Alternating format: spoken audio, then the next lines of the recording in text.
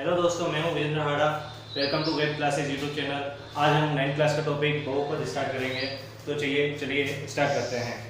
बहुपद में जिस तरह की संख्याएं होती है वो होती है दो तरह की संख्याएं, चर और अचर। तो चर संख्याओं को हम इंग्लिश के अल्फाबेट ABCD से रिप्रेजेंट करते हैं। कोई भी ABCD XYZ तरह की संख्याओं को चर संख्याएं बोला जाता है।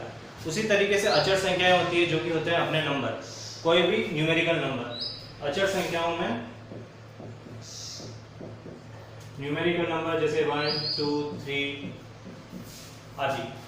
इसी प्रकार से अब बहुपद होता है। बहुपद में क्या होता है? एक चर वाले बहुपद। एक चर वाले बहुपद जिसमें एक चर वाले बहुपद, एक चर वाले बहुपद वो होते हैं जिसमें ओनली एक चर ही होगा, जैसे कि या तो x यूज होगा या फिर y यूज होगा। इस तरीके से x plus 2 2x square plus x आदि। अब बहुपद के भी काफी प्रकार होते हैं, जैसे कि ये हो गए एक पद वाले। इसी तरीके से द्विपद बहुपद। द्विपद बहुपद वो होते हैं जिनमें चरों की संख्या 2 हो जाती है। इसे हम कहेंगे x plus y 2x plus 3y आदि आप बना सकते हैं।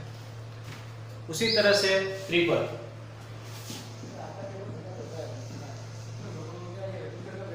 त्रिपद में चरों की संख्या एक और बढ़ जाती है, जैसे कि कोई एक और चर अपन z यूज कर सकते हैं, x plus y plus z, या फिर 3x square plus 4y plus 4z।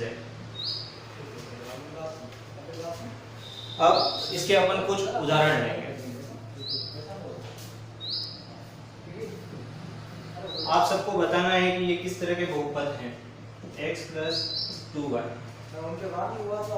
x plus 4, 5x square, ये किस तरह के बहुपद हैं। अब इसके बाद इन सब के आंसर आप कमेंट बॉक्स में शो कर सकते हैं या फिर कमेंट बॉक्स में हमें लिखकर बता सकते हैं। अब हम इनके आगे कुछ प्रश्न सॉल्व करेंगे।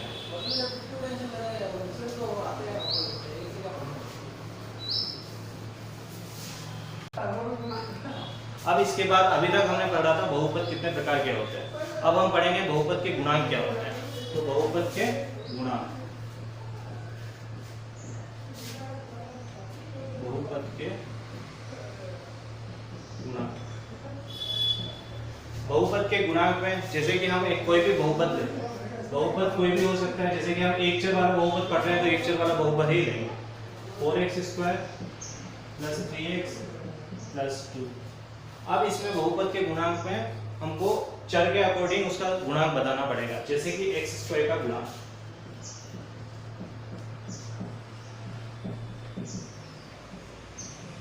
इस बहुपद में x स्क्वायर का गुणांक क्या है? x बहुपद के गुणांक में x स्क्वायर के जो 7 संख्या लगी होती है उसे हम x स्क्वायर का गुणांक कहेंगे। जैसे कि यहाँ पर x स्क्वायर का गुणांक क्या हो गया है? 4। उसी तरीके से x का गुणांक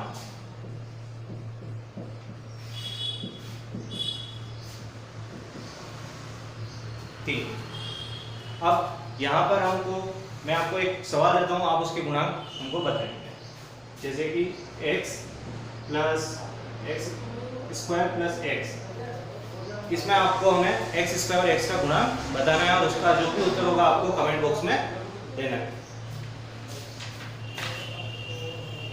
अब अगला क्वेश्चन ये है कि √x प्लस 3 क्या यह एक बहुपद होगा? क्या यह एक बहुपद होगा?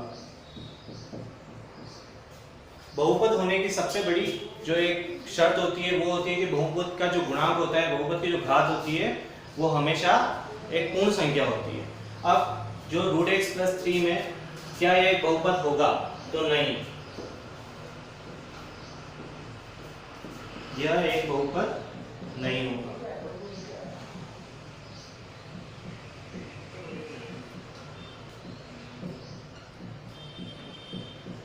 क्योंकि x की घात एक पूर्णांक नहीं है, एक पूर्णांक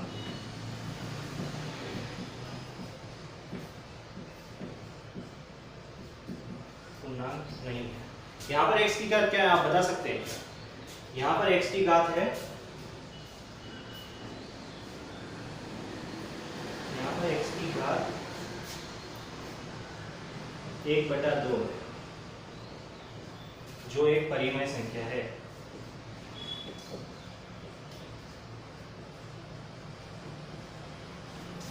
जो एक परिमेय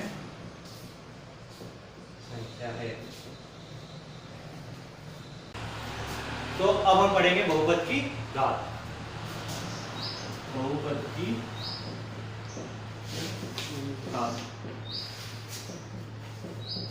किसी भी बहुपद की जो उच्चतम घात होगी वो होगी उसकी पावर। जैसे कि हमें x³ + 3x, x³ + 3x² + 4x + 5, इस बहुपद की जो उच्चतम घात होगी वही इस बहुपद की घात कहलाएगी। तो इसमें उच्चतम घात क्या है? उच्चतम घात 3, तो वही इस बहुपद की घात कहलाएगी। अब यहाँ पर क्वेश्चन बनता है कि क्या बहुपद की घात से पूर्ण होगी या पूर्णांक भी होगी? तो इसके लिए एक उदाहरण लेंगे।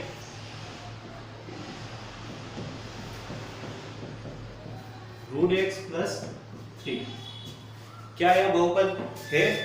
इसको हम बहुपद की, यह एक बहुपद है, इसमें हम बहुपद की घात क्या होगी?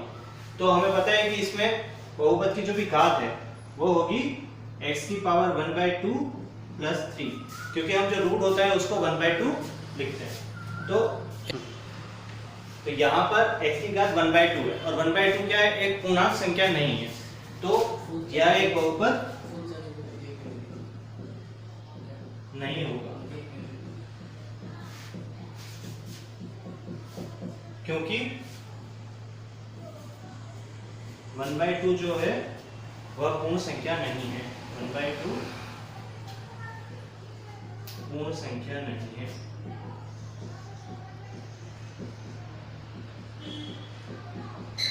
इसलिए हम इसे एक बहुपद नहीं कहेंगे।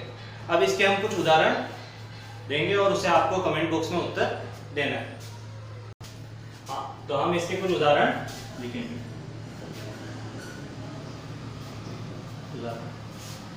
4x³ 5x², ये आपका फर्स्ट क्वेश्चन हो गया। सेकंड क्वेश्चन हो गया √x + 7, उसी तरीके से एक हो गया आपका √x² + 10। यहाँ पर आपको बताना है कि कौन सा बहुपद है और कौन सा नहीं है। इसके अलावा हम पिछले एक्सरसाइज के भी कुछ जो हमने पढ़े थे टॉपिक, उसके भी कुछ प्रश्न करेंगे। जैसे कि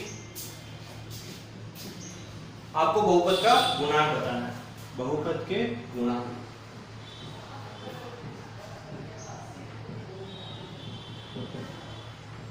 बहुपद के गुणांक में आपको बताना पड़ेगा 2 + x² + x, इसमें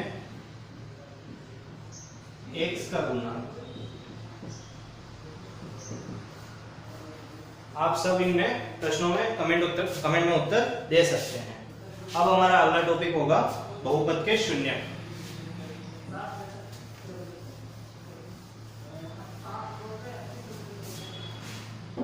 बहुपद के शून्यक,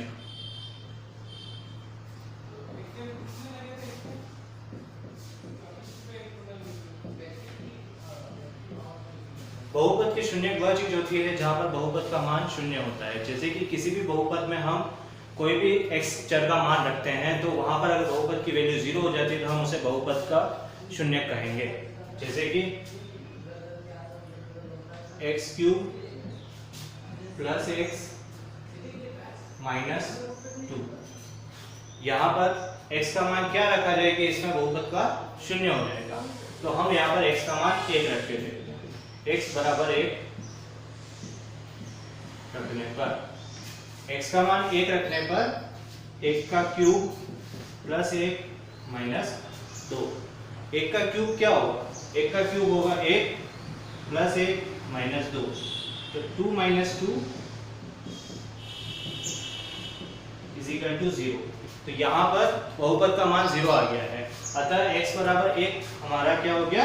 शून्य पर। x बराबर 1 शून्य। इसी प्रकार एक और सवाल हम करेंगे, x क्यूब माइनस 8।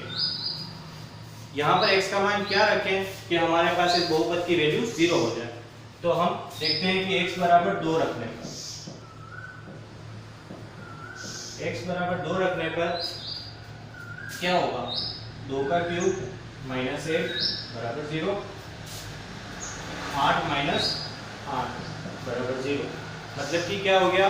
x बराबर 2 रखने पर हमारे पास वैल्यू क्या हो गई? 0 हो गई। तो यहाँ पर x बराबर 2 1 शून्य है।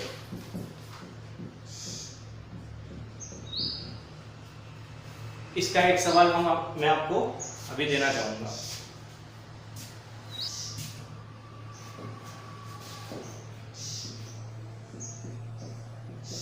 उदाहरण, x cube plus 2x minus 12।